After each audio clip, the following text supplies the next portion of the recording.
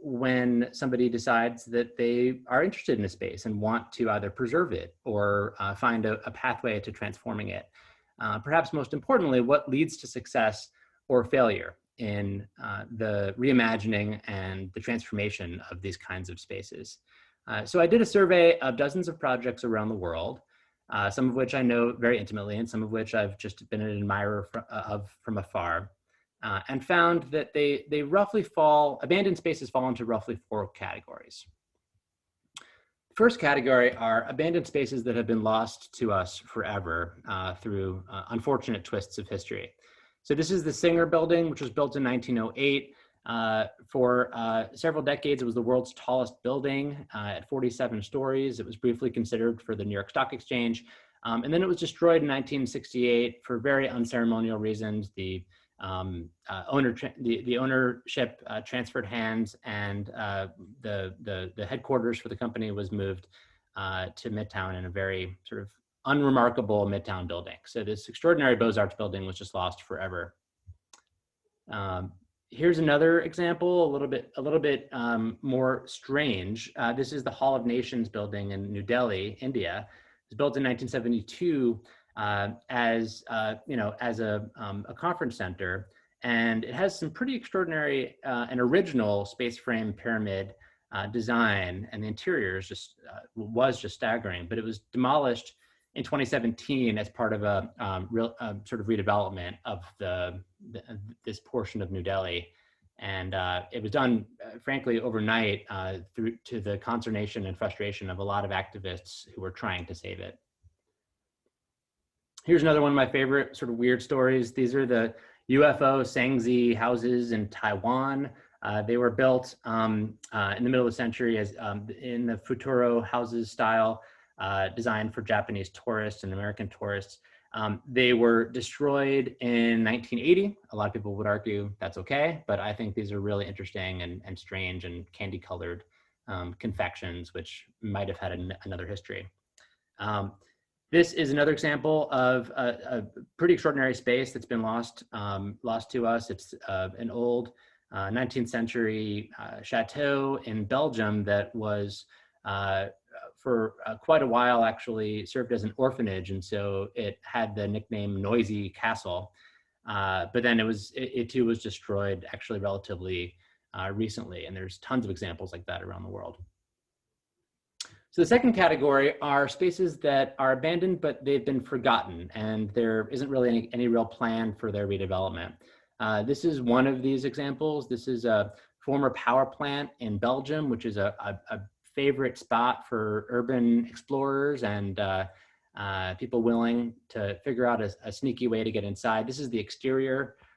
Just gives you a sense of why it's a site that's a little bit on the pilgrimage map of urban explorers around the world. Here's another one of my favorite examples, the Buzluka Communist Monument in the countryside in Bulgaria.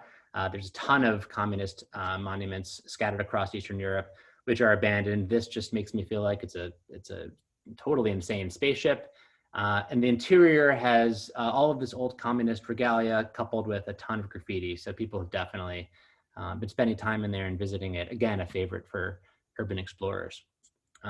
This is an abandoned island that was controlled by the Mitsubishi Company in Japan, which was offered the nickname of Ghost Island because it today is an extremely popular site for tourists looking for a little slice of the apocalypse. And here you can see somebody checking it out. There's tons of tours of the island. It's actually a thriving tourist destination. These are the Monsal Sea Forts in the Thames River near London. These were designed to repel the Luftwaffe during World War II. And they remain there today. They sort of look like these just kind of insane Ewoks in the middle of the water there. And tons of proposals have come out for ideas of things to do with them, but to date, there really hasn't been any traction on that yet. So a third category are abandoned spaces that have some kind of reimagination behind them, or an organization or institution or government that is focused on some kind of future for the structure. And so they've essentially been reimagined in some official way. This is a former seminary in Scotland, which is the site of a proposed future art center. You can see the space has some pretty extraordinary interiors, and the vision is, again, to transform it into an art center. But we know that the site is heritage protected by the UK, but it's struggling to get funding, and that project is very much in doubt at this point. This is another reimagined project in Washington, D.C. So this kind of eyesore is essentially a bridge that connects the Capitol Hill area to the Anacostia over the Anacostia River. And so it's a sort of hulking bit of infrastructure that has been abandoned and disused. And the proposal is to essentially weave the two communities together with a really exciting, vibrant and innovative park that goes across that bridge.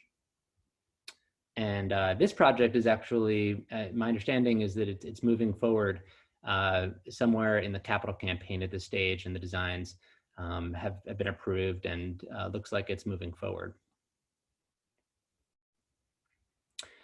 My own interest in the whole subject actually was certainly piqued and came to a head with my own interest in the conversion of this site.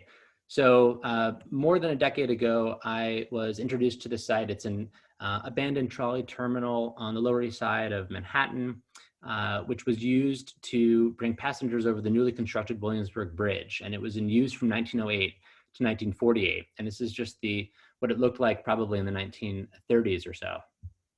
Today, it is about a football field in size, completely abandoned, adjacent to a subway station, but has all of these old cobblestones and rail lines, the catenary tracks on the ceiling there to which the trolley cars were attached, multiple forms of column work, which attest to all of the different really skilled artisan work at play down there. So the vision that we really advanced involved using solar technology that would collect sunlight above the street, direct that light using a system of fiber optics to deliver it underground at an intensity that could support photosynthesis and allow for plants and trees to grow. So the vision was to transform the space into something that looked like this, where you have the old architectural details like the cobblestones and rail lines, connected to the very futuristic feeling of a solar optic powered indoor park. And then finally, you have these examples of spaces that have successfully been transformed. So this is an old cement factory on the outskirts of Barcelona, which a architect by the name of Ricardo Bofill, I imagine many of you know this story, fell in love with. And he lovingly decided to transform it into a studio and residence. I've visited the site, and if any of you ever have the chance to visit Barcelona, I highly recommend. It's one of the spaces that inspired me to work on this book. Really sort of stunning transformation. This is the interior of the residence. So it's as I mentioned, it's his architecture studio. He redesigned it for his studio, as well as his family's residence. And this is sort of, when I was there, I thought this was the closest to sort of how I would like to live in an ideal world as possible. And I know it's a bit of a dreamscape for a lot of people who like the design and are inspired by the juxtaposition of and the preservation of some of these old details.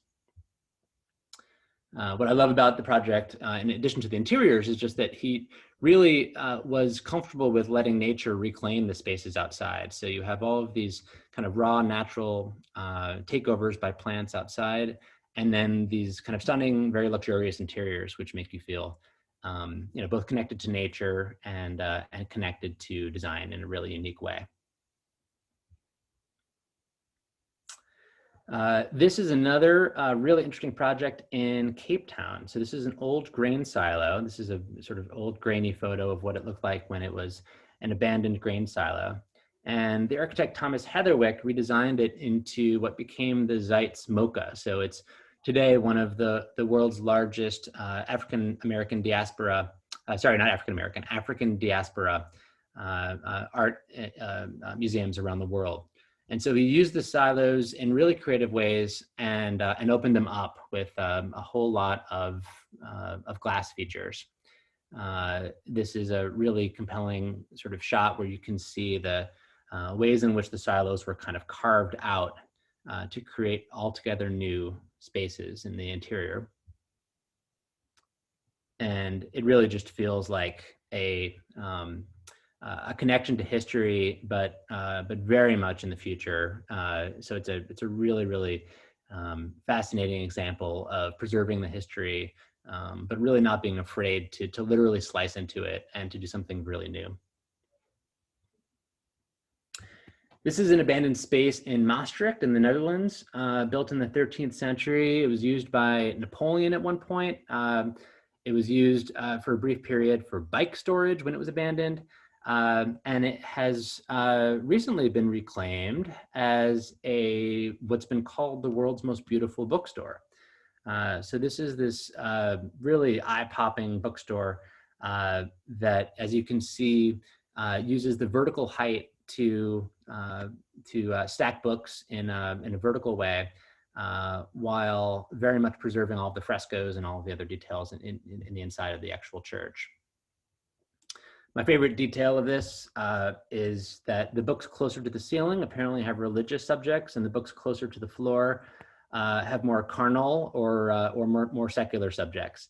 My other favorite sort of detail in here is that they have a very playful cafe in which the table is shaped as a cross. So maybe not for everybody, but a very interesting design.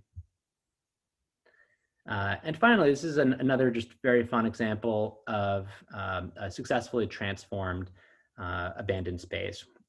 This is the old paper mill in Laverstoke, England, which for several centuries literally printed the banknotes for England and the rupees in India, and was sort of a relatively humdrum but large complex of paper mill factory buildings. And Thomas Heatherwick transformed it into the Bombay Sapphire Distillery. And so some of the buildings are used, but sort of juxtaposed next to them are these two botanical greenhouses that actually produce the botanical plants that are used for the gin production. The glass design of the greenhouses also invokes the idea of pouring liquids or pouring a cocktail. So I just think this is a brilliant example of, again, the juxtaposition of the modern and the old, and not being afraid to do something very, very bold in the midst of a historic preservation project. So after looking at all of these projects around the world and trying to draw some kind of narrative that connects them all, and really, trying to ask ourselves, what can we learn? What are three core findings from all of this? There's three things I thought are interesting. There's many things that are interesting, but three things that kind of pop out for me. The first is that projects that have government support, strong, full-throated, unequivocal government support, are most likely to succeed. So this is probably not the most interesting structure. It's this nondescript military bunker that was abandoned on the coast of Germany. It looks like an eyesore, but it's actually a really, really interesting, has history that's really interesting. It was built in 1853 by the Prussian army, and it survived many, many wars, and was actually even used in World War II. But the more interesting thing about it is that it adjuts the Wadden Sea, which is a wetlands area that is one of the most pristine and safeguarded areas around the world, as a result of the Netherlands, Germany, and Denmark getting together and ensuring that the coastlines are all protected.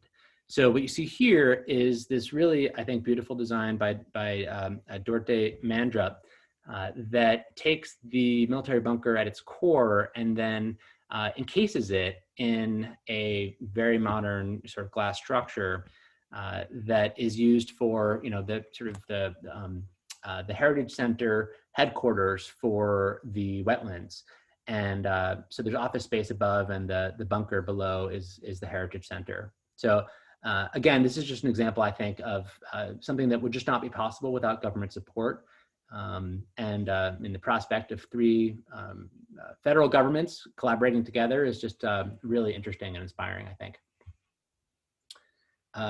The second big example, the second big finding is that projects that succeed or have a high probability of success have really, really strong advocates, really strong organizations that are committed and have committed themselves to the project over the long haul.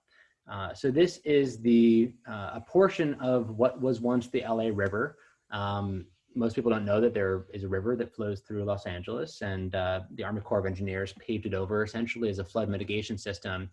And so a group called Friends of LA River are working together to reimagine the river system and to do all kinds of things that kind of weave the city together, using the existing structures, but reimagining all of the spaces as public land. And again, I think the reason why this project, which has opened in some phases, there's some portions of it that connect different LA neighborhoods to each other by bicycle paths and by walking paths. I think this is a really interesting example. I mean, Los Angeles is not known for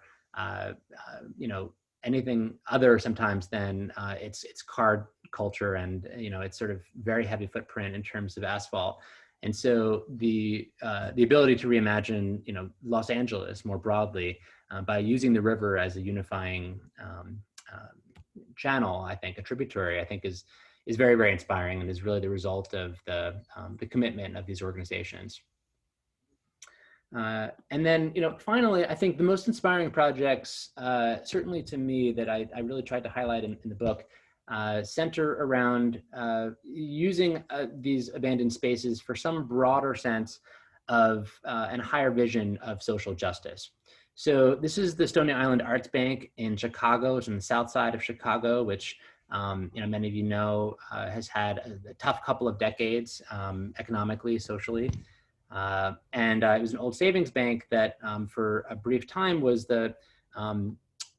was really the pride of the African-American community here, and then went into disrepair and was abandoned in the middle of the century. So the artist and architect Theaster Gates reimagined it as an African-American cultural center, and he pursued a really, really interesting design here where really reclaiming this financial system and this structure for some kind of a different vision for community development. What I like about this design is that it literally uses and isn't afraid of keeping things raw, showing some of the grit behind the building, showing the abandoned aspect of the actual structure, but then adding in and preserving quite a lot of polish as well, so that it is clear that this is a space that honors its visitors, but also is genuine and is authentic in expressing some of the challenges that it's faced. Today, it is one of the largest repositories of African-American manuscripts, books, and all kinds of memorabilia related to the African-American experience. But probably most importantly, it's also really focused on community development activities centered around the African-American residents that live nearby. So this is a beautiful project that I always love to end on, because I feel that abandoned spaces really do represent an opportunity to reshape history, to reshape society, and reimagine the kind of world that we want to live in for the better. So a lot more on the book. I mean, I think the reason why I wrote the book was really so that I could actually dig a little deeper and get into the actual stories behind these projects. This is obviously a presentation where we don't have a ton of time to go into every one of these, but I assure you that they all are actually really, really interesting stories. And there's a lot of lessons that can be drawn from this outside of what I shared. So But I thought I would just sort of, leave it there. I also wanted to take the opportunity to invite, and I am really excited about and grateful for Meg Daly joining us today, because Meg is the head of and the mastermind and the leader behind the Underline in Miami. And I think what I love about Meg's experience is, first of all, she's just been this dogged and persistent advocate for this linear park in Miami. And for those of you, I'm sure many of you are very familiar with this, these kinds of things don't happen overnight, and they really happen primarily because of people like Meg. So I thought it would be a really interesting thing to invite Meg into the conversation a little bit, and ask her to essentially share any of her thoughts and maybe give us a little bit of an update on the Miami Underline as well. Sorry, Meg. I just want to jump in here. If anyone's interested in purchasing the book, I put it in the chat to everyone. So it's a link. So just click it if you want to purchase it. And it's right in there. Thanks. Sorry. So Colleen, thanks for bringing that up, because Dan, writing a book is it's like designing and building a building. My daughter wrote one, and your parents must be very proud, and you must be very proud. And I know how they feel right now listening to you. I really appreciate the work and the research, and I definitely want to move into that place in Barcelona like as soon as possible. So thanks for inviting me, Dan, into really your show. This is about your work. And for those of you who live in Miami, I hope you know that the Underline is open. We opened our first phase, the Brickell Backyard, on January 26th. I was a little nervous, what would happen when the construction fences came down after they've been up for 2.5 years? Well, people sort of stand on the sidelines and figure out what to do. And it was really exciting because life happened. And the beauty of the built environment is that people figure out what to do if you plan it right. So we have skateboarders and bicyclists and pedestrians, scooters. We're now a slow zone. We made that happen pretty quickly. We have butterflies like the one behind me everywhere. We now have 3 species flying around. People sort of go like, did you bring them in? And I'm like, no, we put plants in, we gave them food. So we have monarchs and sulfurs and atalas, which is endangered. At night, there's some very heavy basketball games going on in the gym, and mini pitch soccer, and lots of people walking their dogs. So life is happening really without programs, which I think really, speaks to great design, Dan, which is what you've been talking about.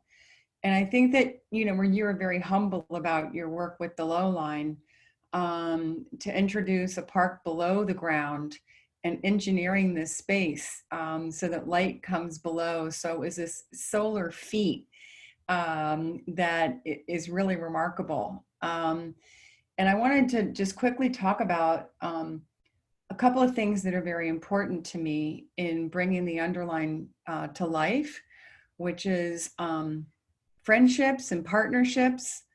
So I see a few of my very good friends joined us tonight, including Daniel Balmori and Tiffany Gerke.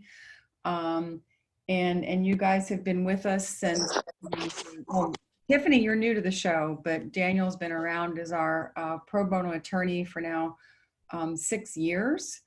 And also, the collaboration. I came into this space, I'm not an architect, and God bless you, those who you are, an urbanist, or, really don't have any experience in the space, just had this idea of reframing how you use this. It's still active space. So I love what you were telling, Dan, these are abandoned spaces. The land below Metro Rail is still active because people transit within it. It's just really underutilized. And so how do you make it an amenity and not just a pass-through space? And we're very fortunate to have our offices right next to the Underline. In the Brickell Backyard, I look out my window and I feel like I'm looking at life, and where it was dead before, it's now full of life, and it's very rewarding. But I also want to talk about MCAD, one of our very early partners. I think we had our first exhibit, Cheryl, from the University of Miami Studio of Architecture class. Rocco Cheo led that. We all of us hung those student images. Remember? Yes, absolutely. Right. And in a building that was kind of an abandoned space till we got hold of it, right? And we had Hernan there as well. Yeah. And it was like everybody sort of brought a hammer and a nail, and we hung the pictures. And I think there's a grittiness to this space and a lot of creativity, because there's not a flood of funds coming into what we do, reimagining existing spaces. And so the School of Architecture at UM embraced us, and we did something very different in that studio class. Instead of it being juried by a handful of professors, we brought in the world, and we had the head of DOT, and we had the head of the Department of Transportation and Public Works, and we had people of all walks of life. And so the final review at that studio class was 150 people. And so these students realized, we're really talking about real life, like what can really happen. And then MCAD embraced us, and we did an exhibit there. And again, it was just sort of opening it up to conversation and bigger ideas. We then engaged James Corner Field Operations, the design team for the High Line, who Dan knows very well that project. And we are very fortunate to be part of the High Line network. You have mentioned a few of those projects, including your own, the Low Line, but also the High Line, the 11th Street Bridge Park, and as well LA River I saw. And the whole point is, how do you see more into something that we think is one-dimensional? How do you give it sort of this multi-dimensional aspect and story? And that group of brilliant people like took me in as the new kid on the block and said, we're going to help you. And they really did. And through a series of grants, helped educate me and us and how to make these projects successful. I also think that the Knight Foundation has been an incredible supporter with an early seed grant, and then multiple grants, finally now the most recent, trying to pioneer technology in public spaces. So, it's one more amenity and one more attraction, but also how to make them more sustainable long-term. Hey, here's where we are. Phase 1's open. We're really excited. Sarah, I see that you played basketball. I love it, because one day I was like, where are all the women in the basketball court? And I saw a takeover the other night. It was all women. There were only men when I was playing, but I was the only woman. But good for you. Go for it. Bring on more. I had 3 or 4 women one night playing pickup, which is a lot of fun.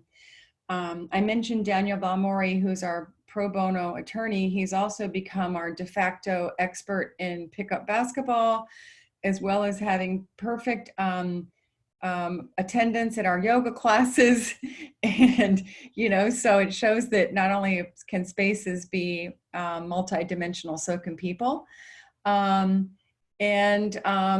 so I think that I hope you guys look forward to phase 2, which goes from Coral Way to North Grove, which is in the final round of design. We have another public meeting coming up in about a month. And by the way, public input is fundamental to everything we do. We don't ever put pencil to paper until we hear from the community.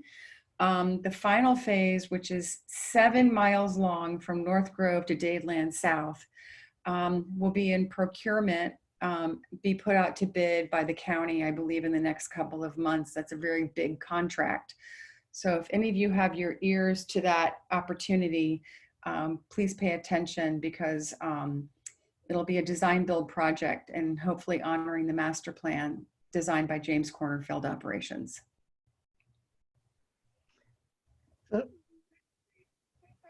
Dan and Meg, I think we can, if that's okay with you, see some interesting questions in the chat. And one, Dan, and this is really maybe something that you found in doing your research, is how difficult is it to convince the landlords and owners of these abandoned buildings to give them a second life? Yeah, I mean, that's something that I think is a really great question, and the answer is that it's often enormously challenging. It obviously varies in terms of how the process unfolds.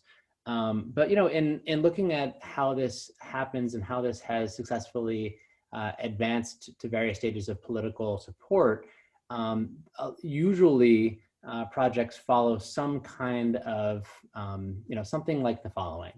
An individual or a group of individuals falls in love with the space and decides to devote a significant amount of often pro bono volunteer time to think about what the space could become, slowly draws together a bit of a community around the idea and the vision, usually enlists and finds some kind of a community engagement process which can grow and scale over time, but certainly bring as many people as possible who have some kind of stakeholder ownership over the site together to build support for it.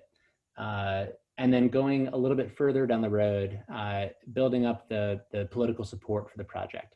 I think that the thing I wanted to highlight, and it speaks to another question that I also saw in the chat, is that one of the things that I've seen be most successful for a lot of other projects is when an organization or an advocacy group makes some effort to try to make the future vision of the space a visual reality. So how can you actually bring people along on a journey of what it could be? The best way to do that is to show them something visually that they can understand and wrap their head around. So I know that was pivotal to the Highline's success in the early days, was to come up with some ideas and designs and even have design competitions to really trigger a sharing in the public imagination of what the abandoned Highline space could become. We did something similar with the Lowline, where we even drew up some architectural renderings. It helped to have a co-founder that actually was an architectural designer and could devote some pro bono support to it. And I think that's something that I've seen a lot of times, is that a lot of folks aren't necessarily all that creative. They don't see the vision until you paint it for them. And once you have a picture to point to, or at least an analogy or something that you can visually show folks to say, this is what it could be, that's when the creativity and the imagination of others is sparked, and you can get more people involved in and hopefully being an advocate and a supporter.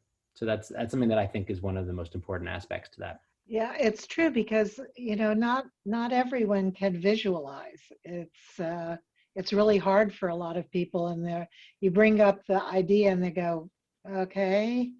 But seeing that, I think Meg can attest to that as well, from the very beginning, being able to get the University of Miami involved, and that first exhibit that we did at MCAD, and just continuing to have terrific graphics about the space. So, and tied into that, one of the other questions was,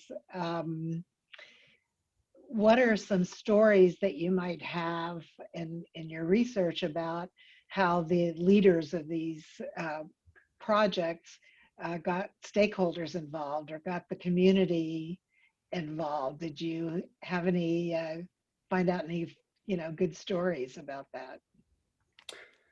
Yeah, I mean, I think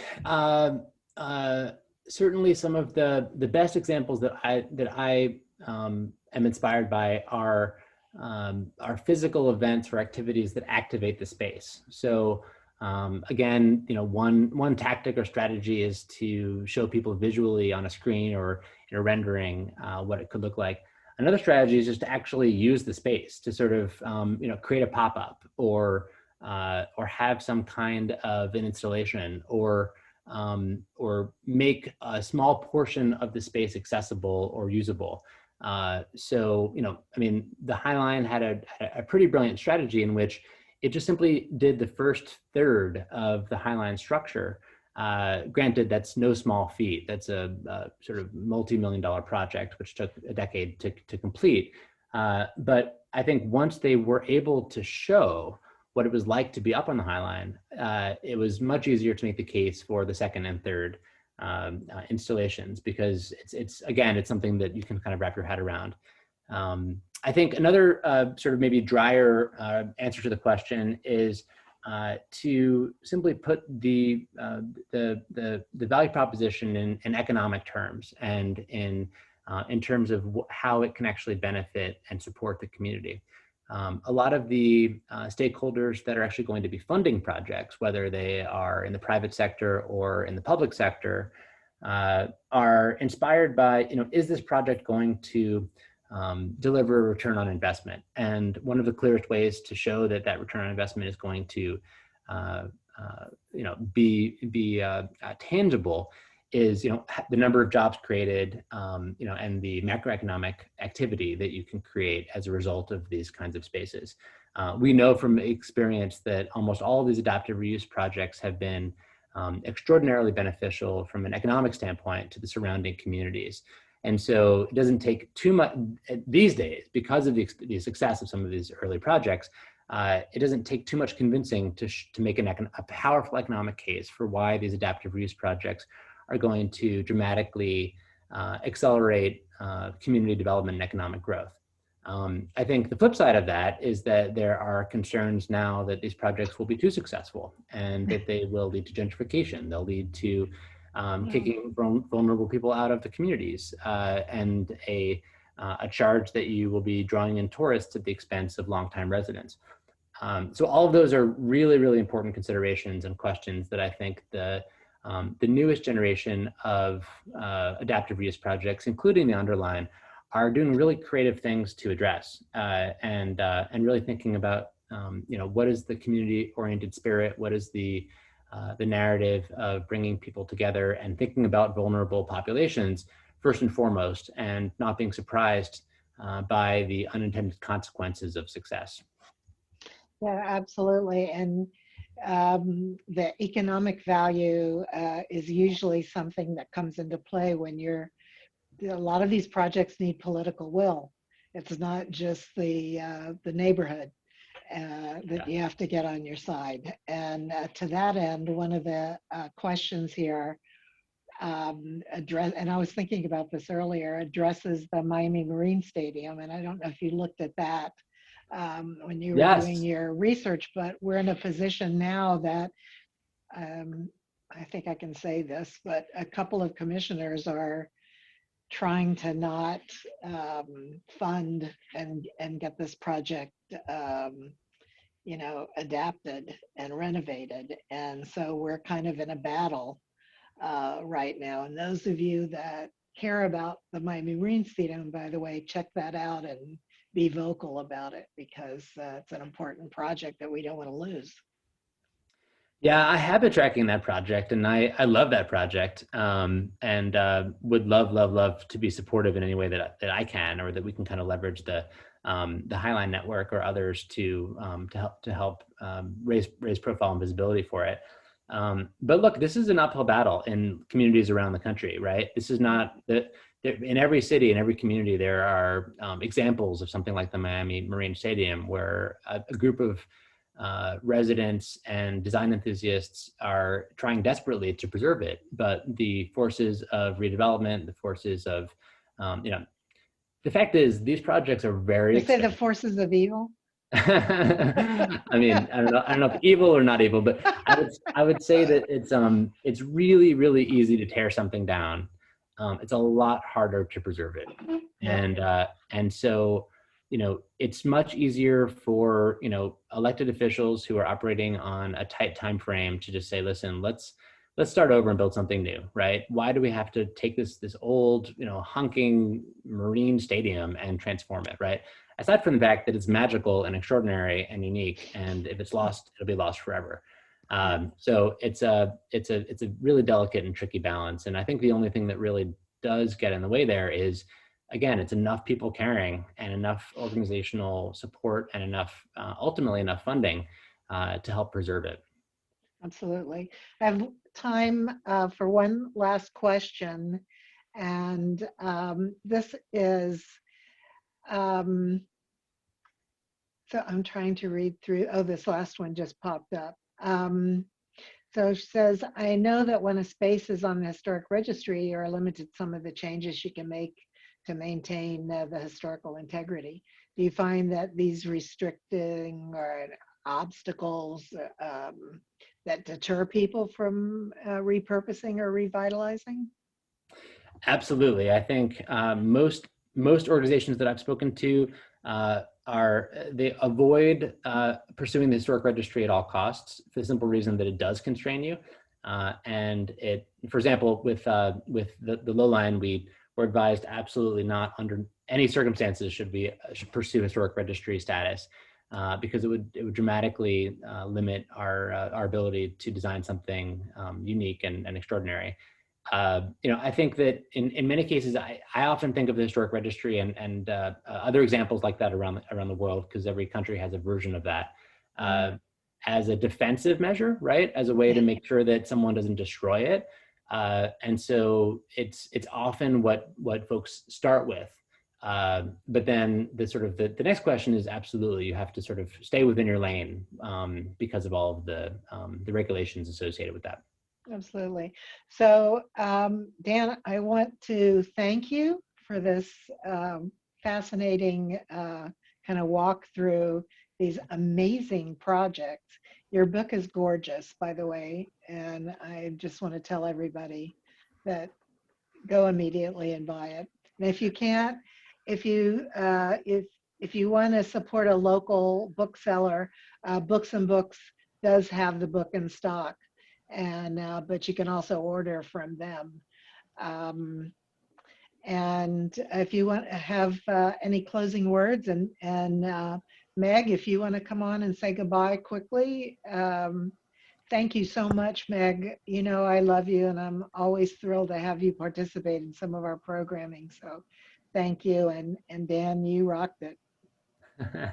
Thank you so much for having me, and congratulations, Meg, on the success of the Underline. I can't wait to come see it soon. Thanks, Dan. Can't wait to have you here. Can't wait to have all of you on the Underline. And Cheryl, I just can't wait. And Colleen, I just want to have a big hug. I know, I can't wait. One of these days to everybody. Plus, so we're good. Well, Meg and Dan, thank you so much. I really appreciate your time. And Dan's in the middle of his vacation, and he took the time to do this. So we are very appreciative. Absolutely. Absolutely. My pleasure. Thank you so much for having me. Take care, everybody. Thank you. I'm going to buy your book tomorrow, Books and Books. Yeah, Yay. Bye, everybody. All right, guys. Take care. Bye-bye. Look forward to a team basketball game.